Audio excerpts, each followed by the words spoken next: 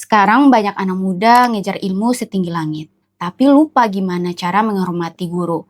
Lupa adab sama orang tua. Padahal setiap perubahan besar selalu dimulai dari situ, dari adab. Dan ini lanjutan dari part 1.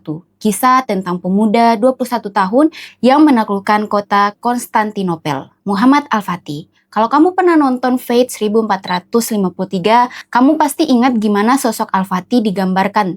Tegas, berani, tapi juga penuh rasa hormat sama gurunya. Adegan-adegan itu bukan cuma dramatisasi, tapi cerminan dari bagaimana dia benar-benar dibesarkan dengan adab. Sejak kecil, Al-Fatih gak cuma dididik biar cerdas, tapi biar tahu cara bersikap di hadapan ilmu. Ayahnya Sultan Murad II sering bilang ilmu tanpa adab itu seperti pedang di tangan orang buta. Guru-gurunya pun luar biasa. Mereka gak cuma ngajarin strategi perang, tapi juga gimana menundukkan hati sebelum menundukkan musuh. Bahkan diceritakan Al-Fatih kecil gak akan berani duduk sebelum gurunya mempersilahkan duduk. Dia belajar Al-Quran, adab, dan agama lebih dulu, sebelum belajar tentang politik dan peperangan. Di usia muda dia sudah hafal Al-Quran.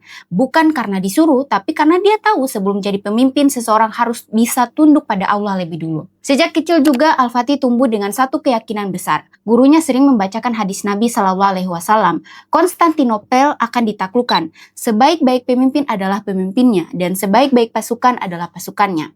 Dari situ tumbuh keyakinan dalam dirinya bahwa suatu hari dialah yang akan mewujudkan sabda Rasulullah itu. Makanya waktu dewasa dan memimpin pasukan, Al-Fatih gak cuma punya strategi, tapi juga punya hati yang takut sama Allah. Dia bukan cuma menaklukkan kota saja, tapi juga menaklukkan dirinya sendiri.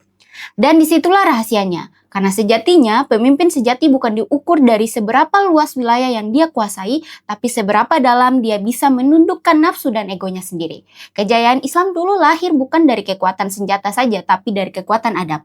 Mereka menjadikan ilmu sebagai cahaya dan adab sebagai pondasinya. Dan mungkin itu yang hilang di zaman sekarang ini. Kita sibuk cari pengakuan, tapi lupa menghargai ilmu. Kita bangga bisa bicara lantang, tapi lupa menundukkan hati. Padahal kejayaan tidak lahir dari generasi yang paling banyak bicara, tapi dari mereka yang paling tahu caranya menghormati.